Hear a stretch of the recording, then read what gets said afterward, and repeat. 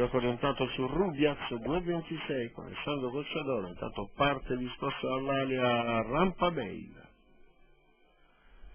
Si ritrae Revenge Wise, macchina che va per lasciare le concorrenti.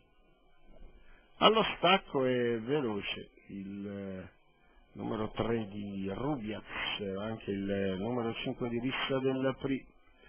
Poi però passa Radice del Nord, che si ritrova al comando dopo 200 in 13,9. Radice nei confronti di Rissa del Pri, all'esterno Rubiaz, poi Regale di Poggio, quindi Rani Font. Così al completamento della piegata i 400 metri di corsa in 29,8.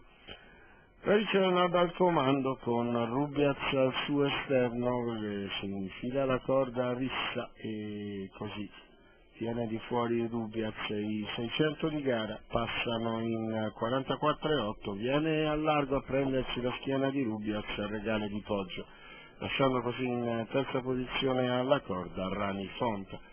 Si va verso il paletto di metà gara con sempre Radice del Nord a condurre, 1-1 appena abbondante per gli 800 metri nei confronti di Rubiaz, Rissa del Pri all'interno, Regale di Poggio all'esterno, Rani Font alla corda e poi ancora Revenge Wise. A chiudere Rampa Bale, il chilometro della battistrada in 1,16 con flessione ancora in 15 scarsi, con sempre Radice del Nord quindi al comando nei confronti di Rubiaz, poi Rissa del Pri. Ora prova a staccare Radice del Nord, accusa un po' lo sforzo Rissa del Pri, tant'è che Rubiaz può mettersi in schiena e poi, salvo poi ritirare fuori alla battistrada sull'arrivo di Regale di Poggio, che va adesso a cercare di produrre il suo finale. Addirittura Radice del Nord al comando, Regale che prova ad andarla ad insidiare, poi più all'esterno c'è anche il numero 7 di Rampa Bale. Nel finale Radice del Nord che comunque tiene tutto il rispetto nei confronti di Rampa Bale e poi ancora probabilmente Revenge Wise.